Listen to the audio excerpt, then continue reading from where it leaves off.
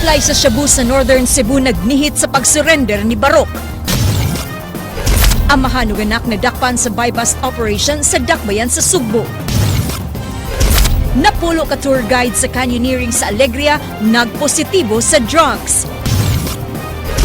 15 kabalay na ugdaw sa sunog sa Barangay Apas.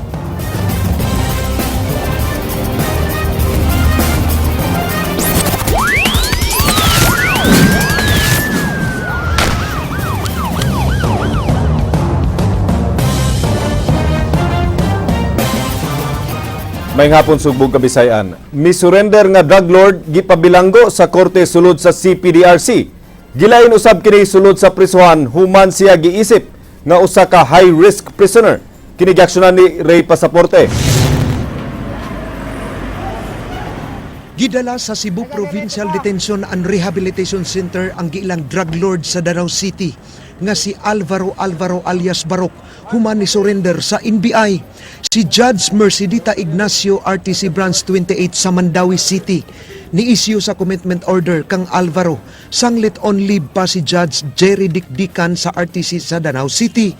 Si Judge Dikdikan mao ni-issue sa alias warrant of arrest kang Alvaro tungod sa kaso niini nga may kalambigitan sa gidili nga drugas.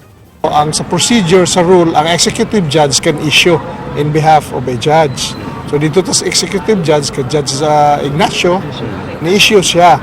Since ang warrant is Katmon man to, na ang warrant sa Katmon.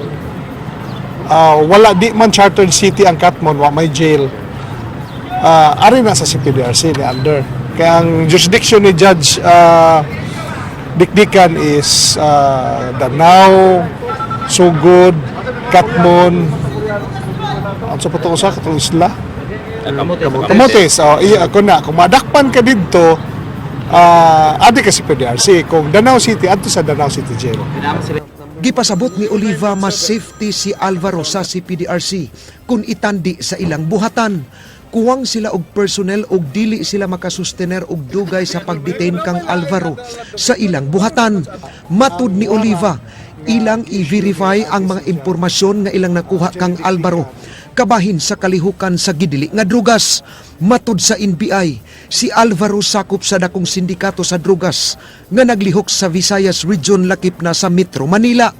Dili pasab sila makasulti kung mahimong state witness si Alvaro batok sa kasusyo ni ini sa drugas ug ang mga opisyal sa PNP ug politiko nga protektor ni ini.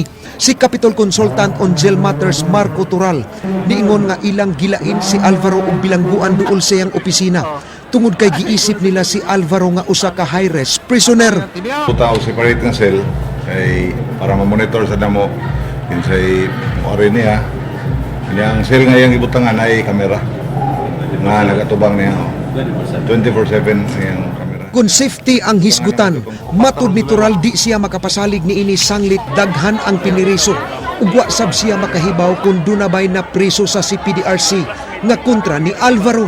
Ang iyang gitahasan sa pagbantay kang Alvaro ang kanhisakop sa Philippine Marines. Gididan usab ni Tural si bisan kinsa sa pagbisita kang Alvaro lakip na ang iyang pamilya. Murag for 1 month siguro di na mabdalawan sa siya. Dili sa padalawan. Dili lang sa. For security reasons. Yeah. Alang sa Aksyon Bisaya, Ray Pasaporte. News 5.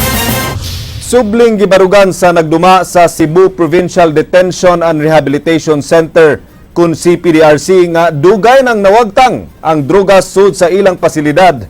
Labi na karon nga nakapreso na ang ilang laing drug lord nga si Barok. Si Jinky Rusit sa detalye. Human sa subsub nga mga Greyhound operation ug inspeksyon sa mga selda sa Cebu Provincial Detention and Rehabilitation Center sa nanglabay nga mga adlaw, mapasigarbuhon na karon ang nagduma niini nga wa nay droga sa mao nga pasilidad. Kining tarpaulin nga ilang gimontar sa CPDRC Quadrangle mo'y magpamatuod nga drug-free na ang maong institusyon. Gipaniguro sa jail warden nga si Romeo Manansala, wa na sila'y na monitor nga mga nagpayuhot og drogas ug bisan ang hilom nga pagpalusot ni ini napakgang nasab. Kani atong tarpaulin niya, timailhan na nga unsa ta dire naglihok nga ang atong preso di na din makakupot makatilaw og drogas. Matod sa Mayor de Mayores sa mga inmates, hugot nila nga gimonitor ang drug activities sa prisuhan. Nagtuo siya nga epektibo ang silot nga takal alang sa masakpan nga nagsuyop ug nagpalusot og drogas. Awan na kay naglikay na kay nahadlok naman sila sa akong parusa. Nahadlok na sila sa gawas ba patyon sila pero di sa sud eh na presuhan mami di masay magkaako ang kuan na kay do na may patakaran. So ako pag parusa lang aron mo tagam di na motro. Gipasalig sa nagduma sa CPDRC nga bisan og napreso si Barok sud sa ilang pasilidad apan di kini rason aron mabuhi ang illegal nga negosyo didto. Pinaagi sa CCTV camera, sud sa iyang selda, mahibawan ang tanan niya nga mga lihok isip usa ka high-risk inmate, gisiguro nila ang iyang seguridad. Ang mga pagkaon nga moabot kaniya, inspeksyonon og maayo. Ato nang gisaksyonan nga hugot basig hiluan na siya ba. Sa mother way nga patyon gyud. Ato nang gisaksyonan ng atong bloggers diya nga ang pagkaon isay mo ato kaon yung nga ipatubang sa kamera kay kana atong CCTV diya ma-review na to for in 1 week usa na ma-delete. Alang sa Aksyon Bisaya, Jinky Rosit, News 5. Tulo ka mga tao na dakpan sa usa ka buy-bust operation sa kapulisan sa Barangay Calamba, Dakbayan sa Subo. Lakip nga nasikop ang amahan ug anak nga giilang mga pusher. Kini giaksyonan ni Faye Tuabe. Nasikop sa kapulisan ang amahan ug anak ng mga inilang drug pusher sa Barangay Calamba sa Dakbayan sa Subo pasado alauna sa hapon gahapon. Nadakpan si Samuel Junjun Gamay Villanueva Jr. nga mao'y target sa gipahigayon nga buy-bust operation. Apan nadakpan usab ang amahan ni ini nga si Samuel Junjun Dako Villanueva Sr. nga nakuhaan og 3 ka medium nga pakete sa shabu. Matud ni SPO4 Rolando Amor, si Junjun Dako adunay warrant of arrest sa kasong possession of dangerous drugs sa miaging tuig.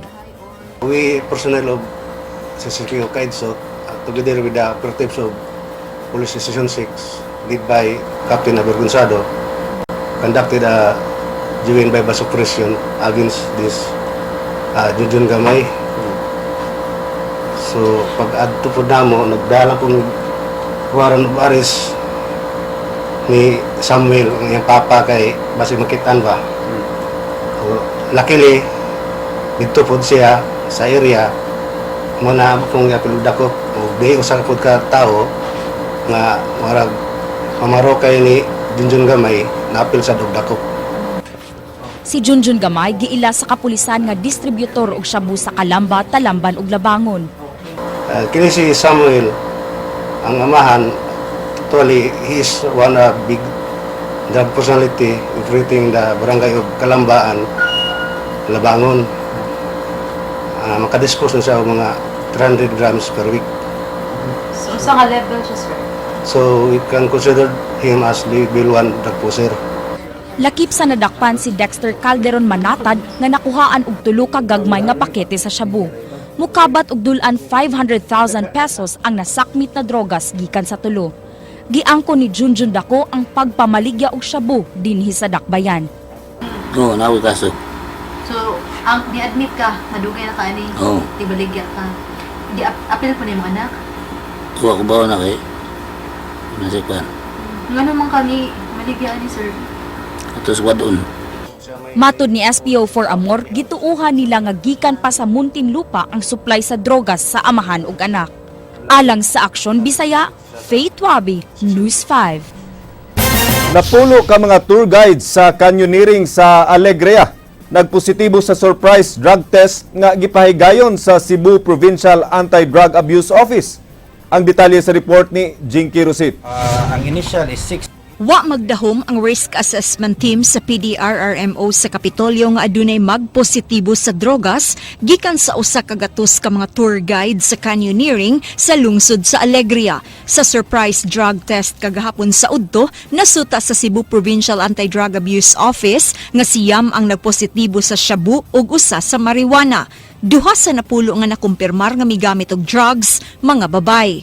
Matud sa assessment head sa maong departamento, angayan lang kini silang di tugutan nga makapadayon isip tour guide tungod kay nagdala lang kini og peligro sa ilang mga bisita. Paninguhaon nila nga ma-blacklisted ang naasoy nga mga tao labi na kung positibo gihapon sila sa confirmatory test. If positive sila drugs, di gid siya maayo nga mo continue sila as tour guides kay they will pose danger not only to themselves but also pod sa kanang ilang mga guests. So may ni siya nga na-detect early so that we would know nga kinsa ang eligible o kinsa ang dili.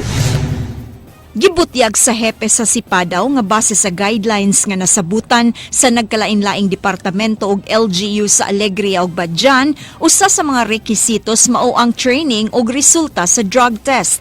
Apan tungod sa pagpositibo sa napulo ka mga tao, posibleng di sila makahatag og certification nga moresulta unya sa pagkatangtang nila isip tour guide sa canyoneering. Especially we will be dealing with tourists, no, local and international. At least this time, our LGUs are really looking into the safety of our tourists. So grateful lang pud kaayo mi nga we got a request. Sa Hunyo 30, gitakdang bisitahon sa PDRRMO ang canyoneering sa Alegria alang sa inspeksyon ug assessment ug aron masayran kung kanus a mamahimong makabalik sa ilang canyoneering activities ang mga guest. Alang sa Aksyon Bisaya, Jing Kerosit, News 5. Buhatan sa Sipadaw naglaraw sa paghatag og prioridad sa rehabilitation sa mga naadik sa gidiling drugas. Apan ang problema kay puno na ang nag-inusarang rehabilitation center nga nahimutang sa lungsod sa Argao. Atong sayron ang detalye sa report ni Dayanara Torres. Sa ikaduhang tuig sa Sugbo kontra droga program sa Sipadaw, iprioridad sa buhatan ang pag-rehabilitate ug aftercare sa mga naadik sa droga. Ang programa magtutok sa pag-edukar sa katawan ug sa paghatag og referral sa mga nagpositibo sa gidiling drogas. Giangkon sa Sipadaw nga atol sa pagsugod sa programa, wala kayo kininadawat nga suporta tungod kay mas gusto sa katawan ang direktang pagdakop sa mga drug users ug ang pag-undang dayon sa paggamit sa drugs. Apan, karon tuiga, gihataga na kini og dugang pagtagad sa katawan ug sa ubang mga buhatan sa gobyerno. Gisuportaran usab kini sa mga LGUs, sanglit nakita nila nga subay kini sa programa ni incoming President Rodrigo Duterte. Fortunately, karon nga year, when we did the exit conference to some of the LGUs, there is really a transformation in terms of acceptance of the program.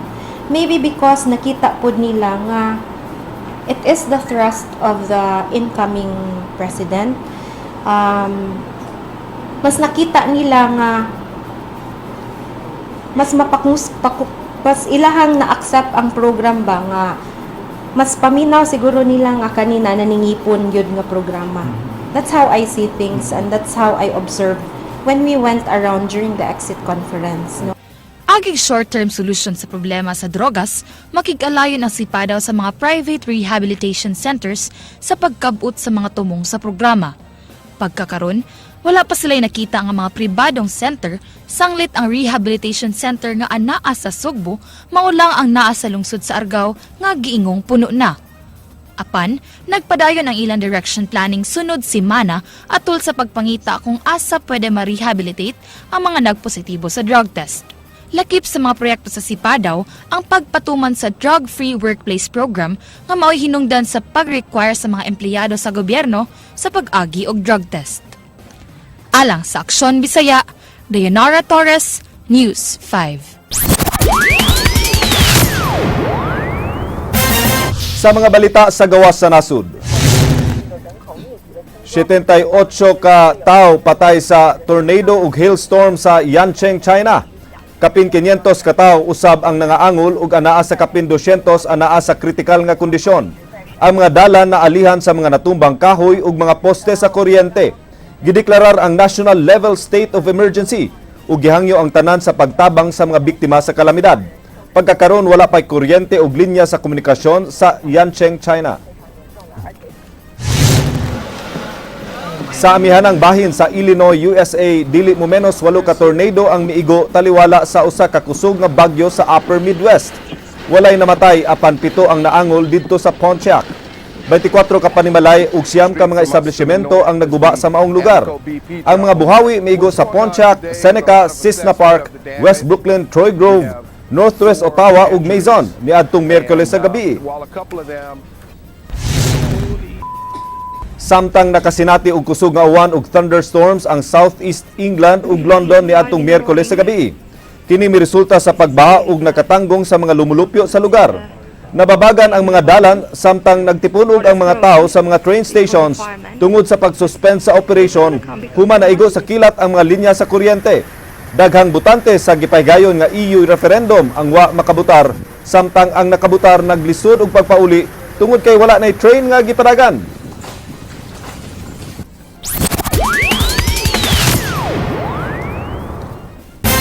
Lima ka pulis ang giimbestigar karon tungod sa questionable nga kabtangan nga ilang gihuptan. Kini kabahin sa lifestyle check nga gihimo sa Provincial Police Office sa ilang mga sakop. Ani ang report ni Beatrix Hanson. Gisumiter sa Cebu Provincial Police Office ang pangalan sa 5 ka mga pulis nga nanag-iya sa questionable nga kabtangan.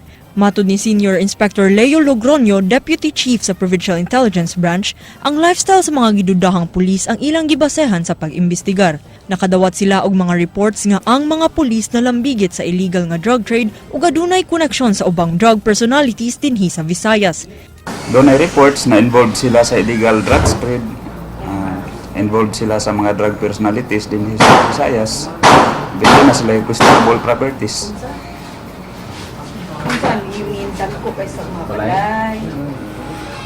Ang uban doon ay dagan-daghan na jud og properties. Apan matud ni Logroño, subject for validation ang ilang nahipos nga impormasyon. Pagkakaron, wala pa sila'y solid nga ebidensyang nakuha batok sa mga pulis nga ilang giimbestigar. Sa mga information reports na nadawat, involved sila, pero wala pa tayo solid na evidence na nakuha as of now. Sugdan nila ang pagpasaka og kaso kung makahukpot sila og solid nga ebidensya sa ilang gihimo nga lifestyle check sa kapulisan. Alang sa Aksyon Bisaya, Beatrix Hanson, News 5. Konsehal Rodolfo Tabasa sa Barangay Labangon gipangunayan or gipangayuan sa City Hall og trip ticket sa paggamit sa sakyanan nga gi-issue sa barangay. Gihulga sa City Hall si Tabasa nga magatubang og laing kaso kung mapakyas sa pagtubag sa memorandum. Ang nagpadayon nga teleserye sa mga sakyanan sa City Hall gisundan ni Leslie Caminade Vistil. Gipadalhan sila Bangon Councilor Rodolfo Tabasa og memo gikan sa buhatan ni Acting Mayor Margot Osmeña kalabot siyang gigamit nga sakyanan. Matud pa ni City Legal Head Attorney Eliodoro Diaz, nasuta sa buhatan sa General Services Office nga wa gamitan ni Tabasa ang gi-provide nga fuel allocation sa sakyanan. Nagtuo ang City Hall nga personal nga gibayran ni Konsehal Tabasa ang fuel sa sakyanan ug personal ang iyang paggamit niini. Gimanduan si Tabasa sa pag-submit sulod sa 48 oras ug usa ka trip ticket nga mutugma sa kilometrahe sa gidaganan sa sakyanan. Because Toyota Hilux under our ARI is described as under the general service vehicle. It's not an emergency vehicle. Under a circular for that, na circular sa CUA, if you will use government vehicles, you must apply good ka sa field sa kanang fuel consumption sa government to avoid any irregularities paggamit pa. Matod sa City Hall, mag-atubang og kaso si Tabasa kung dili kini motubag sa memorandum. If the city founds out their evaluation, they will not hesitate to file legal action. No? Probably. Alang sa Aksyon Bisaya, Leslie Caminade Vistil, News 5. Bayan muna supak sa pagpatuman ug balik sa death penalty sa nasud. Kini giaksyonan ni Ryan Sorote. Bisan og suportado sa mga militante og progresibo nga pundok ang incoming administration ni Rudy Duterte, doon naghihapoy mga butang nga wa nila maayuni. O saani ang plano ni Duterte nga pagbalik sa death penalty hilabi na alang sa mga heinous crime. Matud sa bagong alyansang makabayan, kinahanglan ni respetuon ni Duterte ang balaod, lagip na ang katungod sa mga sospek sa mga krimen. Bahad sa bayan muna Visayas, sama sa ilang naandang buhaton, ilang sabayon o batukan ang mga inustisya sa gobyerno, sama sa extrajudicial killings, nga gikadlukang mudaghan paglingkod ni Duterte. Kumpiyansahin ng bayan muna nga di sama si Duterte sa nagunang mga presidente nga nagpabaya sa marginalized sector sama sa mamumuo ug mga mag-uma. So una-una ang bayan di ko siya nagbarog sa kanang gitaw pagbatok anang ingong extrajudicial killings no. Ni pagpatay nga matawag natong wala maagi og proseso. Gani sa pagkaron di pa nato makondinar si Duterte niini kay di pa mas Duterte mo namunuan.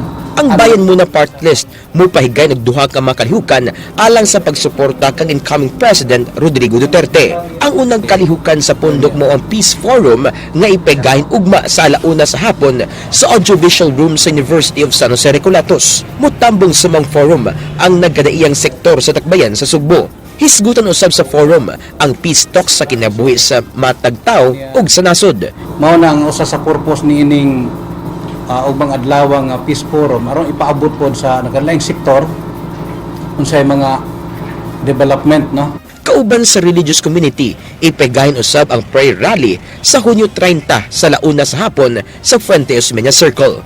Alang sa Aksyon Bisaya, Ryan Sorote, News 5. Supply sa tubig sa MCWD misaka na. Apan giawhag gihapon ang publiko sa pagpundo og tubig tungod kay dili pa stable ang supply.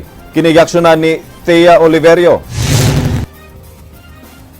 Nakapondo og igong gidaghanon nga tubig ang buhisan human sa sunod-sunod nga mga pag-uwan nga nasinati sa dakbayan sa Sugbo sa mga milabay nga mga adlaw. May average og 500 cubic meters per day ang nasupply sa dam niadtong Mayo ug misa ka kini karong buwan na ngadto sa 1,900 cubic meters. Misa ka usab ang nasupply sa Haklopan facility sa Talisay City gikan sa 20,500 cubic meters ngadto na sa 21,700 cubic meters tungod lang sa pag-ulan sa mga miaging adlaw. Since duha ang epekto since one is ato katong mga affected nato nga mga consumers sa katong 61 areas mo improve na gyud ang ilahang supply. So from an average siguro og kanang pila lang ka oras nga agas nila nga ilang na experience last summer mo increase na ni ang number of hours. Second is during the peak hours kanang inikabuntag kanang daghan kayo magdungan og gamit og tubig daghan na nga areas ang makaagas. Matod sa Public Affairs Department Manager na si Charmaine Rodriguez Cara, ang pagsaka sa volume sa tubig nagka-improve sa supply sa 61 ka areas nga naapektuhan ni adtong ting-init. Giawhag sa MCWD ang publiko sa padayon nga pagpundo og tubig samtang dili pa stable ang ilang supply. Alang sa Aksyon Bisaya, kini si Thea Oliverio, News 5. 15 kabalay na ugdaw sa sunog sa Lower PC Hills, Barangay Apas, Kaganihang Udto. Barangay Apas nagplano sa pagdeklarar sa state of calamity. Kinigaksyonan ni Edwin Cañete. Alas 12 na dawat sa mga bumbero ang alarma o nakontrolar ang kayo sulod sa 40 minutos. Si Apas Barangay Kapitan Ramil Ayuma nagkanayon nga mopatawag siya og emergency meeting sa konseho sa ilang barangay aron sa pagdeklarar sa state of calamity sa nasunugan. Gitun-an karon ni Ayuman kung asa nila temporaryong ipahiluna ang mga biktima sa sunog. Magpa-emergency meeting ta sa council para mupatawag tag emergency meeting para pag-declare aning state of calamity para makapagawas ta pa. Usually construction materials ang atong mahatag. Then kitap ta sa mga stakeholders din nga mo support sa like mahatag pan para pag-sustain sa mga tao to. Si retired Senior Police Officer 3 Anthony Campusano mingon nga nagsugod ang kalayo tupad sa iyang panimay nga gipanag-iya ni Robert Pitiluna. Palay nga nagsugod ang kayo. Pitiluna? Pitiluna. Iya ka Pitiluna. Isigon na dayo nga mo. Dayon kere. Isa oras na suta ni mga kuan. Na, hindi ko ka-estimate. Nagkatag ang mga butang sa mga nabiktima sa sunog ug walay gikataho nga naangol sa hitabo. Dili pa sa matino sa kabombiroan kung pila ang danyos niini. Alang sa Aksyon Bisaya, Ed Cañete, News 5. Gipasalig sa MCWD nga dili mabalda ang pagsupply og tubig sa Mactan bisan og magsugod na ang pag-ayo sa tubo nga nagsubay sa First Bridge. Kinigaksyonan ni Ryan Sorote.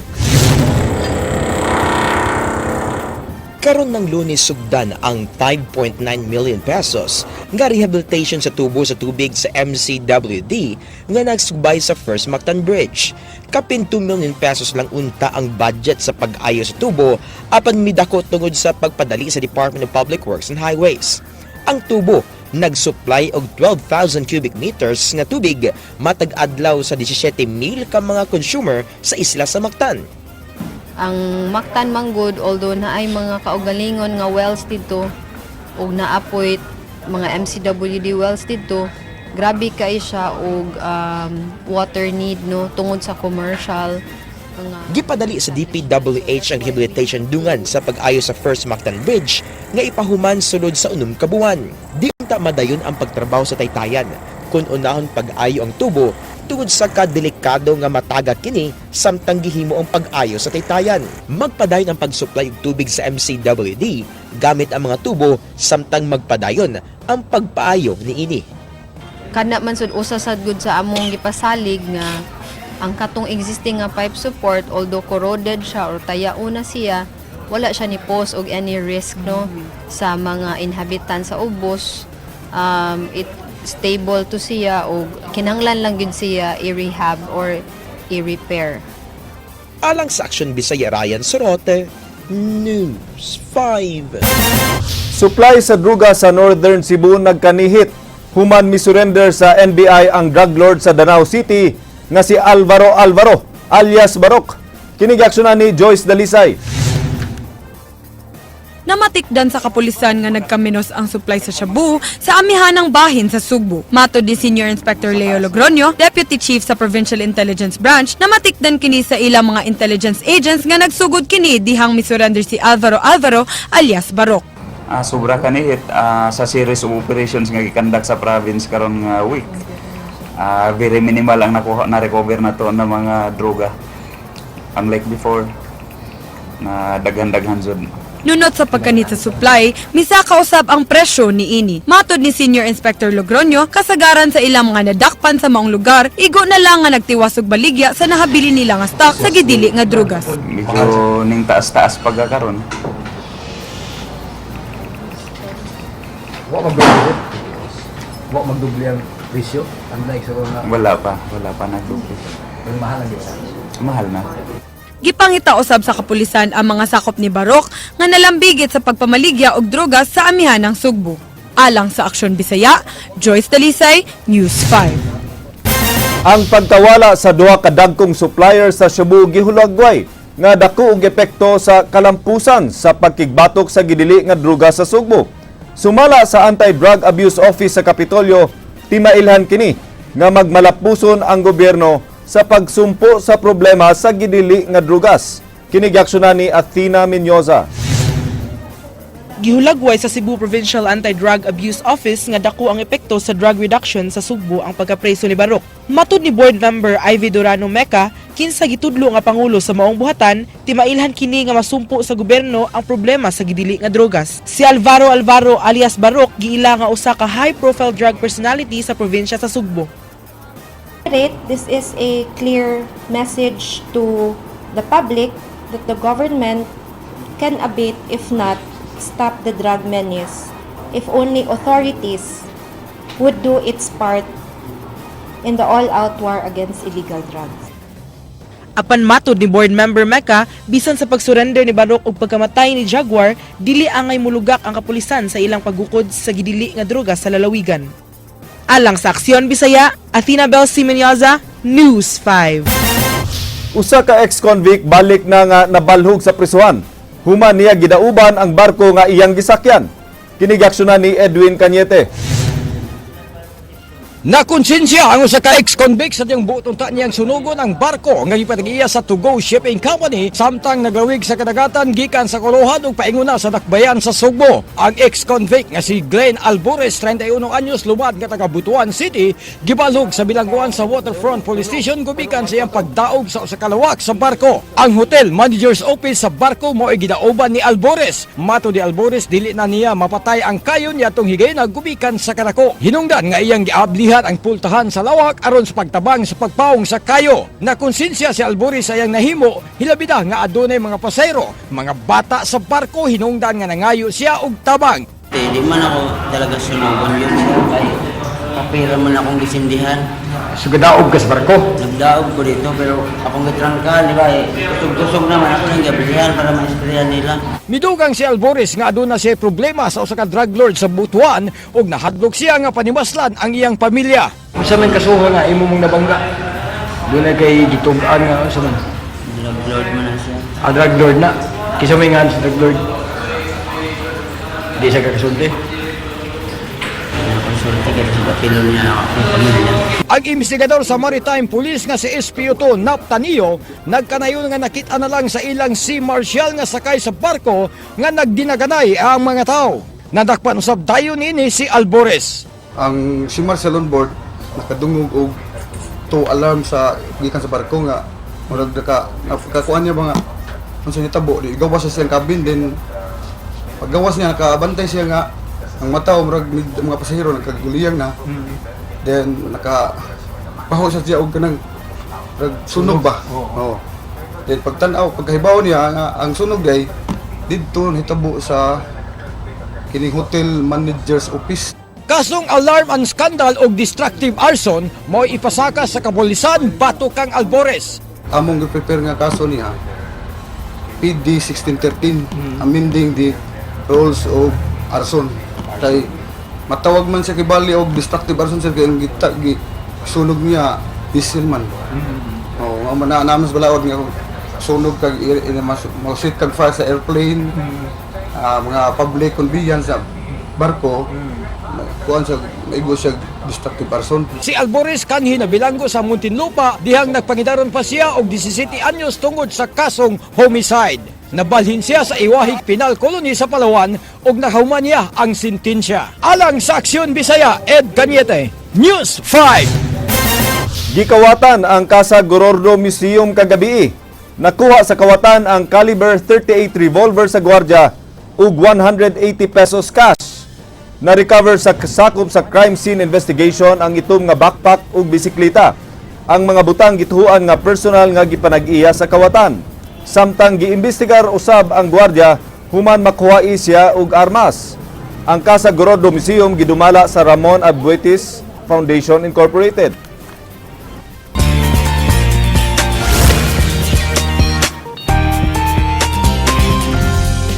Happiness, everyone! 88 anyos nga modelong lola padayon gihapon sa pagrampa sa catwalk atong ilailahon si Daphne Selfie, ang labing tiguang nga supermodel sa tibuok kalibutan. Sa edad nga 87 padayon gihapon sa pagrampa sa entablado, si Daphne Selfie isip supermodel. Sa nakalabing tuig, ipasidunggan siya sa Guinness World Records isip labing tiguang nga working supermodel. Matod pa nga nagsugod ang iyang karera sa kalibutan sa modeling ni atong tuig 1949. 20 anyos pa lamang si Daphne sa dihang napatik siya nga usa ka cover girl sa usa ka local London magazine. Sukad ni adto, milugwa na siya sa mga nagkadaiyang magazine, lakip na niini sa mga dagkong fashion magazine sama sa Vogue, Harper's Bazaar ug Vanity Fair. Gani, nagmapasalamaton si Daphne sa nakuha niyang natural beauty gikan sa iyang mga ginikanan ug iyang gipaambit nga ni bisan kasa wa gyud siya kasuway og pagparitoke. Matud pasab niya nga nakuha niya karon ang kabaskog sa iyang panglawas gumikan sa pag-gardening, yoga ug walking. Apan bisan ni atong 1950 pa nagsugod ang iyang career sa modeling. Sa nakalabay na pulo ka tuig pa lang niya naangkon ang iyang big break sa fashion industry. Kinihuman siya giparampas sa catwalk sa usa ka sikat nga brand sa Sanina. Ug sukad ni adto, gibansagan na siyang The Granny Chick. Alang sa walay karapusang mga chika, abalik ko ninyo matag alas 7:30 sa buntag. Weekday sa Rated JP sa Radyo 511.9 News FM Cebu. Ako sa JP Laukat Serra ug ang atong word of the day nagkanayon. Dili tanang tao nga mapalayo bubiya nato. Ang uban, mangutot lang. Agay!